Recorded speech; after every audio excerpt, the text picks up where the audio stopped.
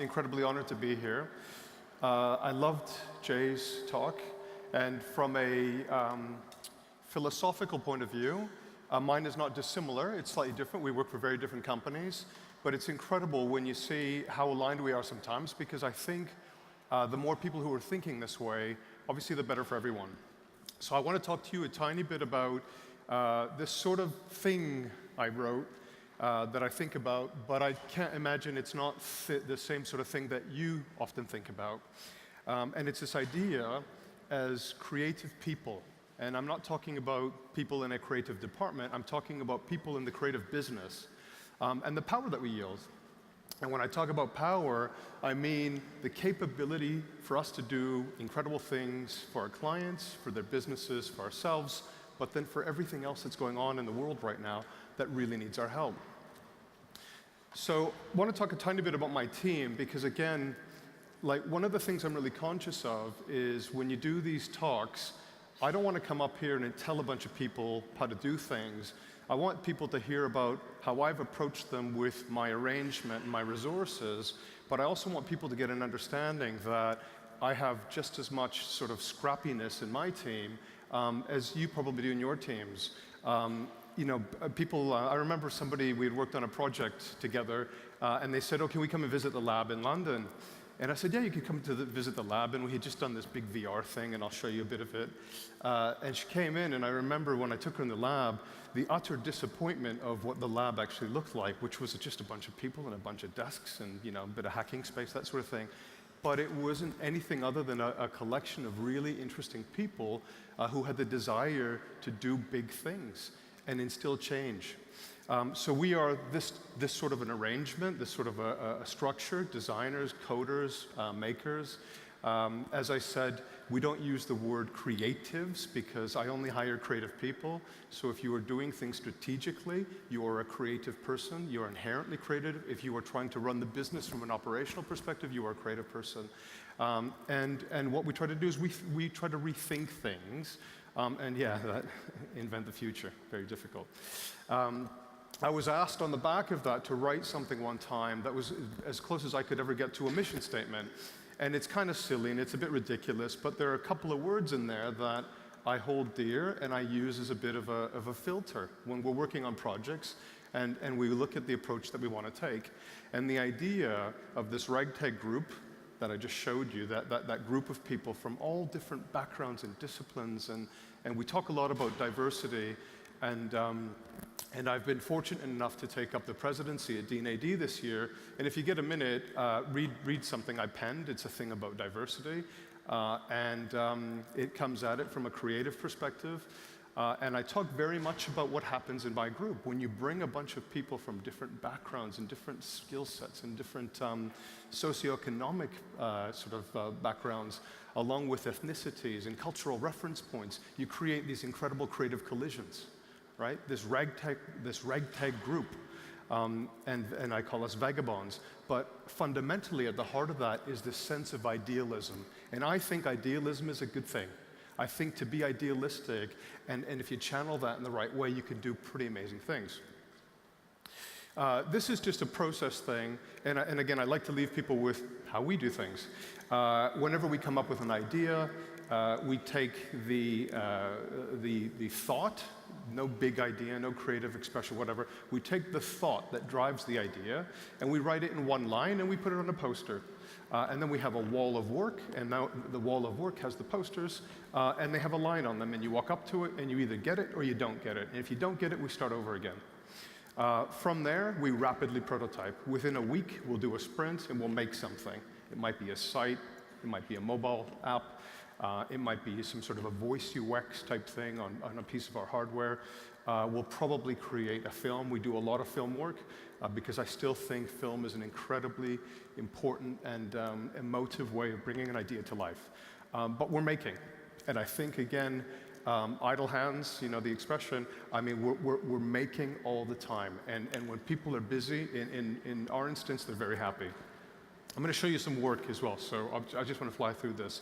And then lastly, know the user, know the magic connected to. That is our mantra. That's what we do.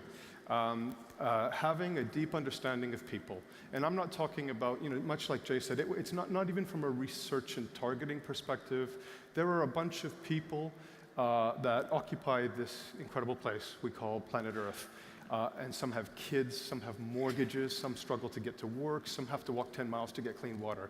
We have to understand the world that we live in, and we have to step outside the world that we live in. And when you understand the user, that's an incredibly important thing. And then understanding the magic in whatever you do, understanding the product magic.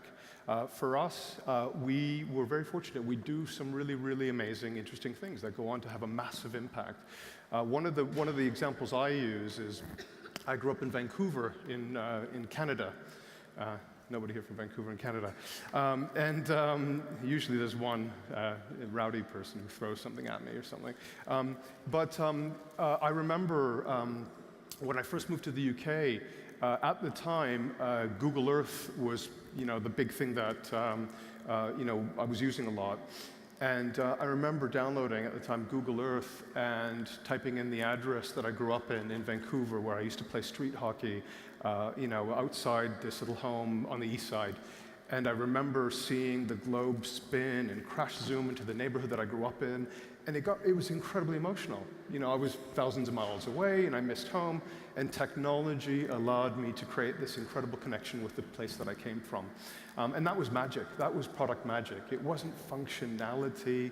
It wasn't feature set. It was the magic within the product and the story that it allowed me to connect with. And this is why we do it. And I think that you could probably take the word Google and put your brand or your company there as well, and this idea of reminding the world what they love about your company. And as I said, I think I'm in a fortunate position. We do some amazing things, and I try to tell people about it. And the stuff I want to show you today is stuff that I don't think you'll have seen, because I think that we try to have this humble stance where we do things because they're the right thing, but I think it's also equally important to show you that we do these things as a company, if for anything they encourage other people to do them as well. So these are some of the things that I've worked on in the last little while, and they all have OKRs and KPIs and all that sort of stuff, and I'm held accountable from a commercial perspective. I'm going to just show you very quickly what they are, and then I'm going to talk to you about what I really want to talk to you about. This is something that you may have seen. This was a project that we developed a couple of years ago called Project Jacquard. Project Jacquard is this tech platform where we took a conductive piece of thread, we wove it into a grid-like structure to create a capacitive surface that when you weave it into your clothing, you have touchscreen clothing. It's this first step to the invisible interface. It's kind of making wearable technology wearable. And why you may have seen it is it just launched with our first partner, Levi's, where we've done a jacket called the commuter jacket for cyclists that allow them to pair their jacket with their phone and then make calls, dismiss calls, use it to navigate, all these sorts of things whilst keeping their eyes on the road. And it's pretty cool. Second thing we did last year, a lot of VR stuff going on, a lot of AR stuff going on, and I'm a massive fan. I'm always trying to find the reason for these things, probably like yourselves. We did something with the museum in Berlin and the Natural History Museum in London, where we thought, and it's probably the most obvious thing in the world, wouldn't it be cool if you were a kid standing in the Natural History Museum in front of that giant fossil skeletal structure, and you put on a pair of Google Cardboard, and the fossil came to life and became a dinosaur. And it walked all over you, and you had to duck as his tail swept over you, and we did that. So you can see all this stuff on YouTube, and it was pretty cool. And the last thing, and there's a lot of development in this space, we did was we created a product. So we also do some hardware. And the product is called Project Blocks, and it's a system based on tangible computing that allows kids to use physical blocks to learn how to code. Our whole thing was everyone's talking about kids need to learn how to code at a younger age. But we thought, could you do this without getting them onto screens? There are things like Lego, that sort of thing that kids play with at a very early age. Could you take that physical form factor and then take some of the methodology around and maybe some of the syntax around coding and put it into that physical-like structure? And that's what we did. Again, you can see all this stuff online. But what I really want to talk about is a lot of the work that we're doing that is very much around what we believe. And we have this idea of believing that technology should be for everyone, and that when you give technology to people and you remove the barriers that prohibit people from doing amazing things, they can go on to do amazing things. So removing the barriers and providing tech for everyone, which allows us to be incredible in terms of the impact that we can go on to make as creative people. So this is sort of a midlife epiphany I had after almost 25 years in advertising, design, digital. As I said, I grew up on the east side in Vancouver. I grew up to working class parents in a working class neighborhood. My dad was a laborer. This is important because I didn't have much. But tech, and when I got connected to tech, was indiscriminate. Like the screen didn't look back at me and say, hey, you're not from there, and you don't do that thing, and you didn't go to that school. It kind of said, when you get onto this thing, it's up to you what you're going to do with it. And that's why we really believe we've got to get phones to people, we've got to get Wi-Fi to people, all these sorts of things, because it helps people out. And to use technology to empower others who have less. Exactly what I just said. Another one of my sort of things after doing a lot of work, a lot of campaign work, everything, mascots, I've done everything. And I'm incredibly proud of it. It's why I'm here today. But I think, again, very early on in my career as a creative person, the big focus was on just selling. And like Jay said, there's nothing wrong with the commercial aspect of running a business. That's what we do. We run businesses. You've got to do that. And there's nothing wrong with selling because people need to buy stuff. But to do it with a conscience and to do it without damaging the things around us, and also to do it, and again, like the storytelling thing, which is, again, very, very overused these days, to do it with a sense of empathy and understanding, and to acknowledge that people aren't just commercial transactions.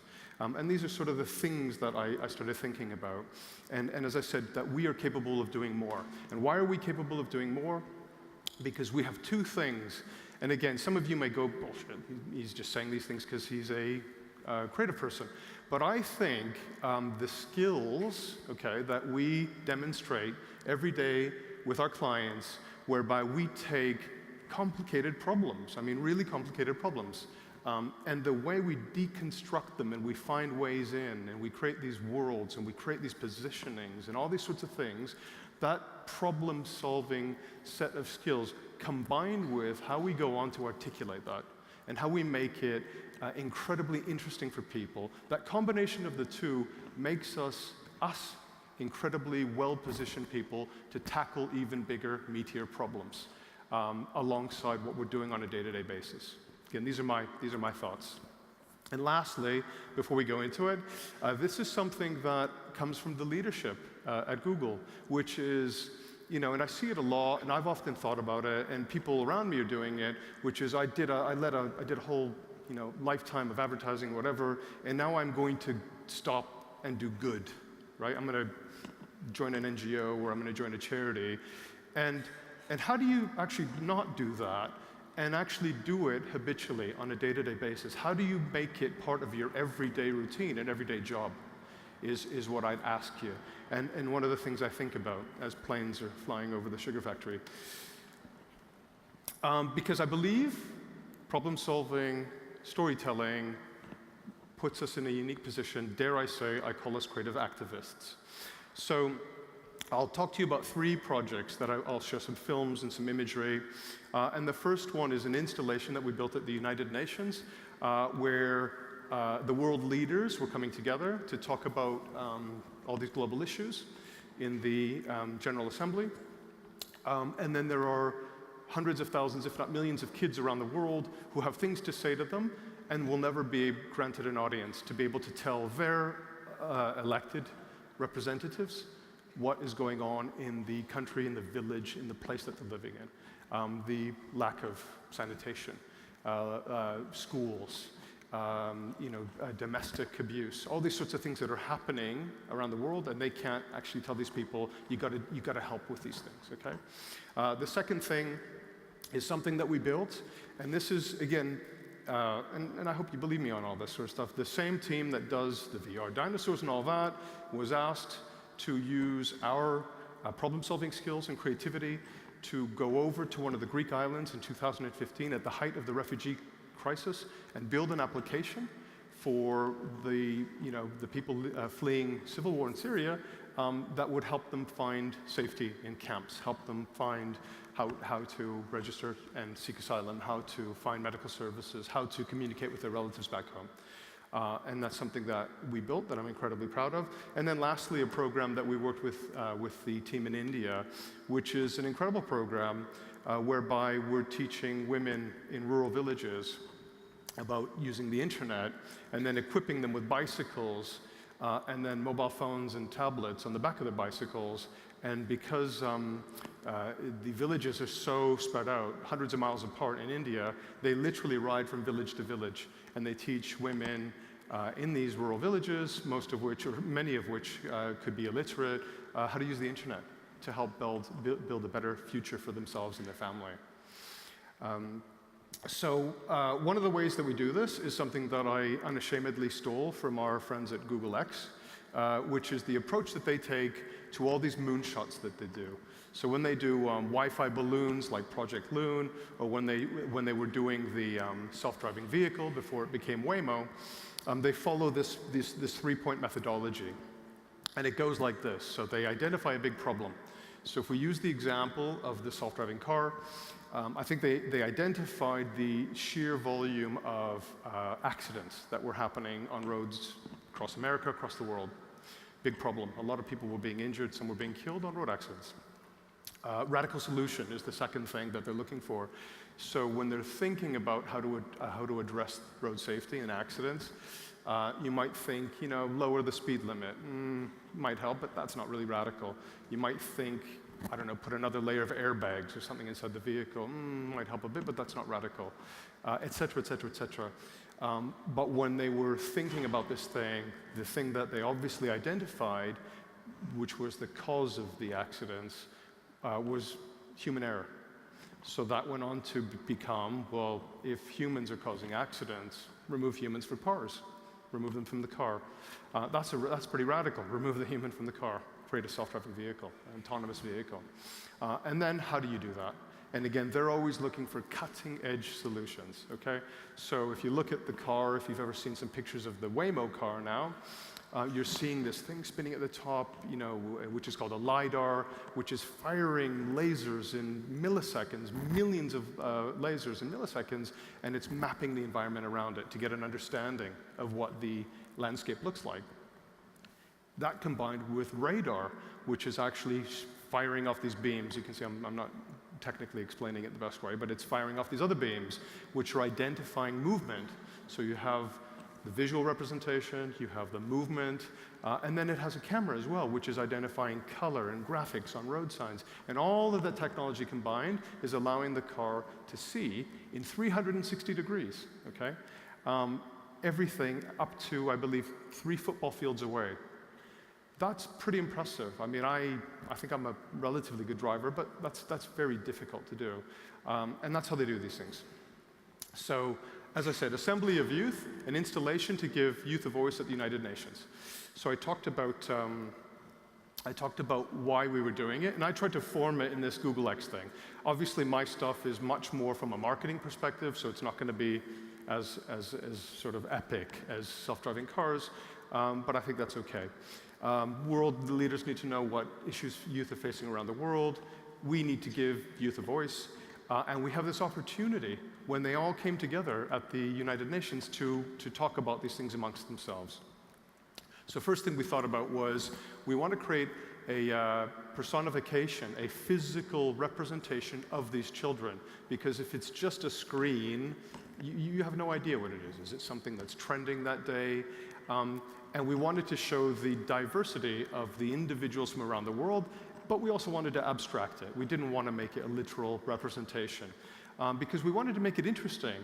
We positioned it outside of the General Assembly, and we wanted people almost to walk up to it and go, wow, this looks pretty cool, what is this? And then to realize, oh, they're trying to tell me something. So we developed these shapes, and this is just a Photoshop file, and we came up with this color palette and these different shapes, and then we created multiple types of arrangements that I'll show you in a second. Secondly, we needed to understand the limitations of the technology.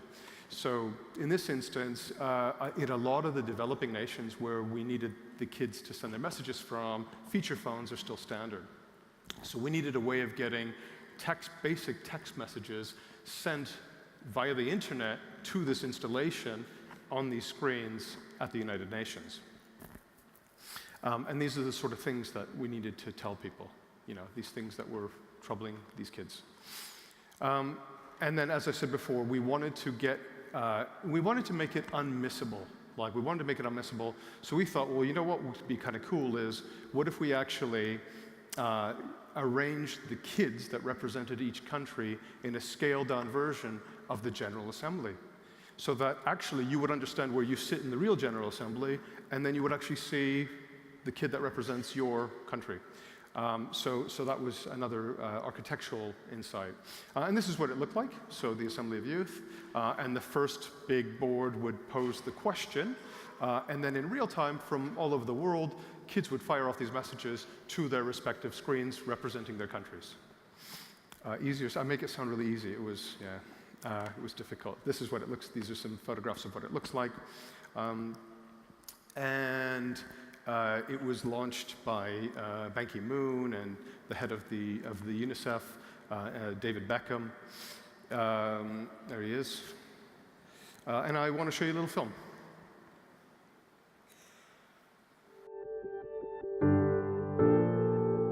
On the 25th of September 2015, the UN General Assembly of World Leaders convened to discuss the global goals, a new universal set of targets to help people all over the world. UNICEF, in collaboration with Google, saw an opportunity to put disadvantaged and vulnerable children at the heart of their agenda. Using technology, they set out to connect the voices of young people to those in power. This is the Assembly of Youth, an installation bringing the voices of real children from all over the world to the heart of the United Nations headquarters in New York. Each figure represented a real child, speaking out about what matters to them. They were designed and arranged to mirror the Real General Assembly Hall, symbolizing a newly formed assembly of children representing their individual nations.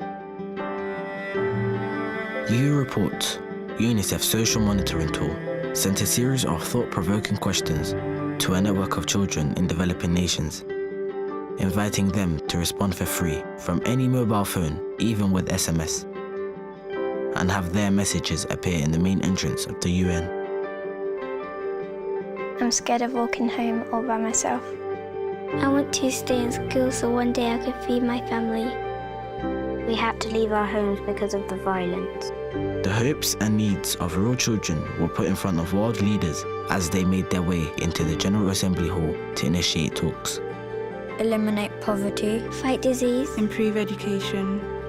UNICEF, David Beckham and Ban Ki-moon unveiled the Assembly of Youth in front of global media, and the initiative went on to reach billions of people worldwide.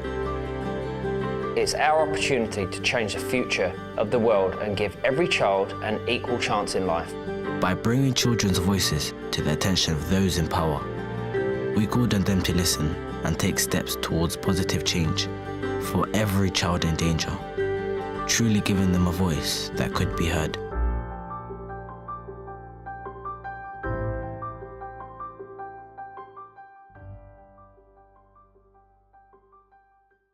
You can clap if you want to. Thank you. No, not for me. I think, what can I say? I'm incredibly proud to be able to do these sorts of things. And as I said, the formula, the stuff I showed you at the beginning of the presentation, it's the same stuff that we did that, we do this. The next thing, I I get really, really emotional. I get emotional about everything, but this is something I get incredibly emotional about because I saw it firsthand. And at the height of the largest, I think they're calling it the largest humanitarian crisis since World War II.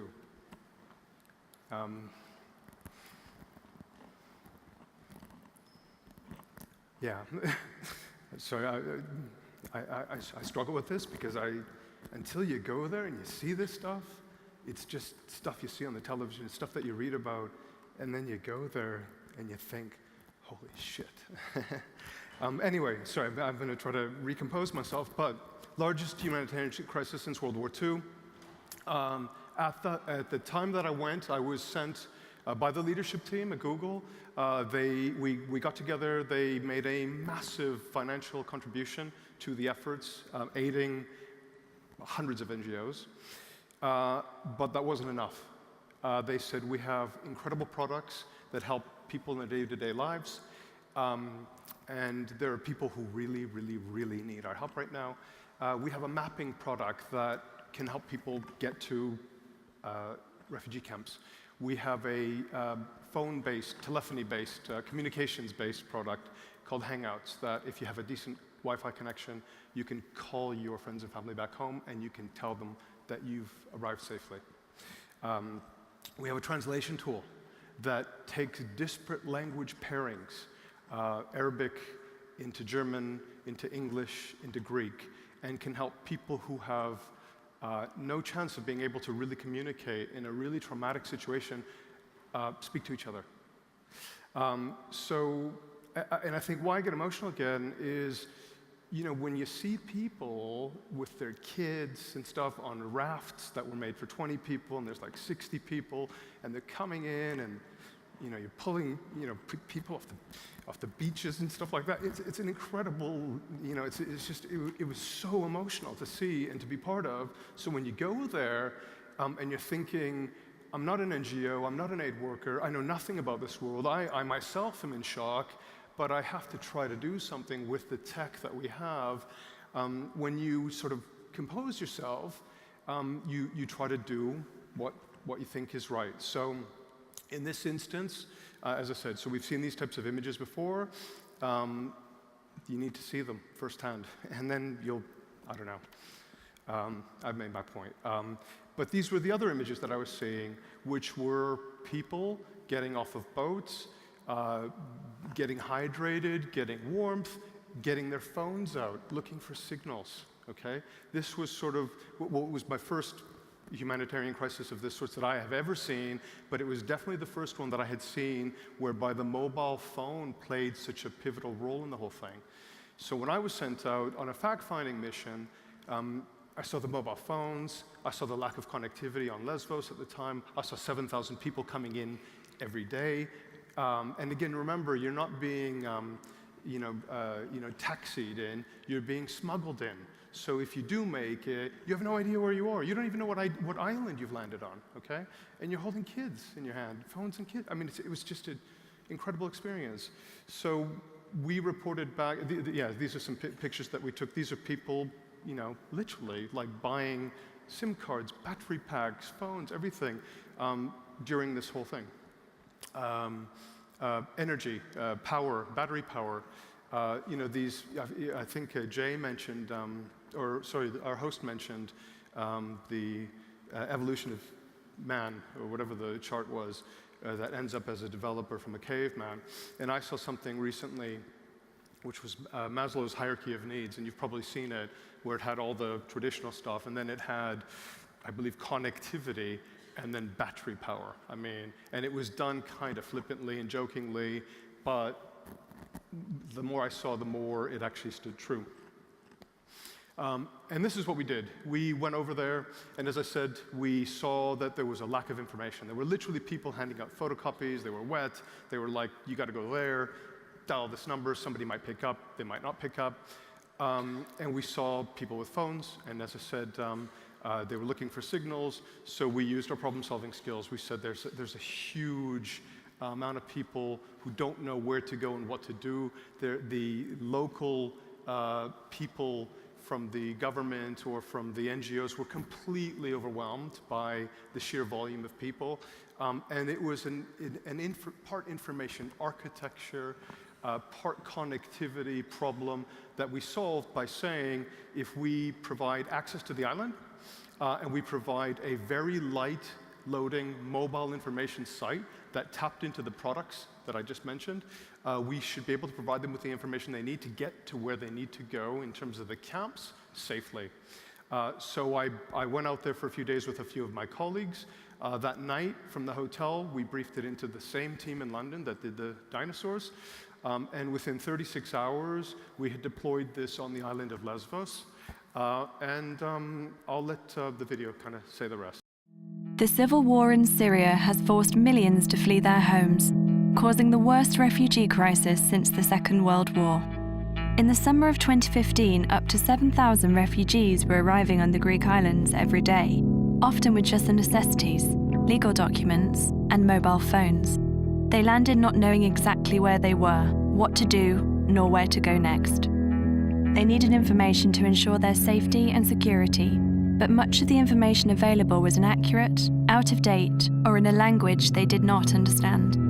That's why the International Rescue Committee, Mercy Corps, and Google created Refugee Info Hub, a mobile site for NGOs to give refugees accurate and up-to-date information. It's powered by Google Docs, a tool NGOs are familiar with, to make it easy to update with vital information as quickly as possible.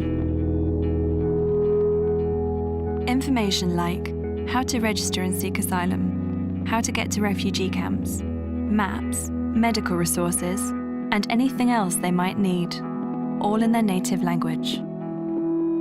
The site was designed to load quickly and in white on black to preserve battery. We let refugees know about the site through posters, banners, stickers, Wi-Fi landing pages, and volunteers. The site was created in only 36 hours and launched in Lesbos. Within 4 months, it was being used in 18 locations across Europe by more than 30 NGOs and counting. Because it was built in a simple way, NGOs can deploy and update it quickly and easily in any future crisis.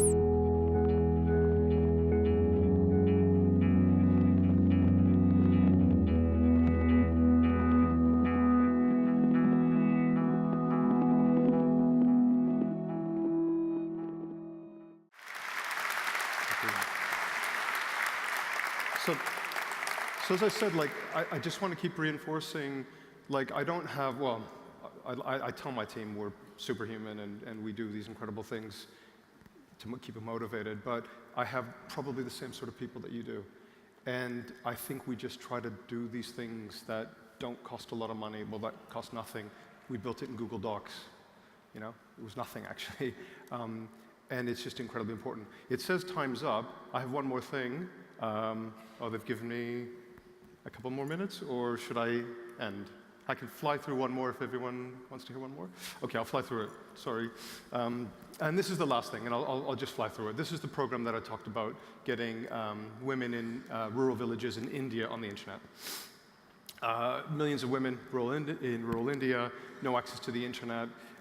We want to bring the web to them so that they can learn language, they can learn to read, they can learn when to take their crops to market, they can learn how to download images of garment patterns to be able to make stuff that will give them a better livelihood.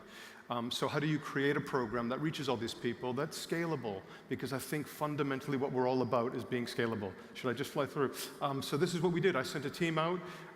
We had to get through a massive cultural barrier. The cultural barrier was that in a lot of these places, it was not maybe deemed important for women to be on the internet.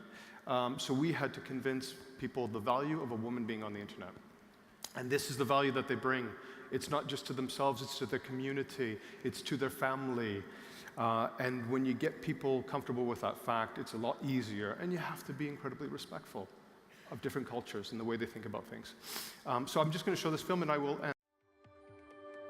There are over 250 million people online in India today. As the number grows, so does the potential of technology to transform their lives. Every second, 3 people in India use the internet for the first time. But less than a third of them are women, and the number is far lower in rural areas.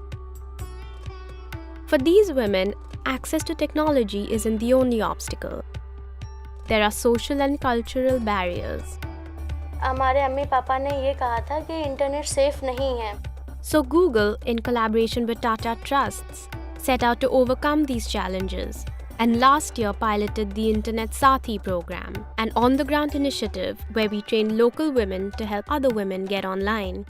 These internet ambassadors provide devices with free data to help inspire and educate local people about the possibilities of using the internet.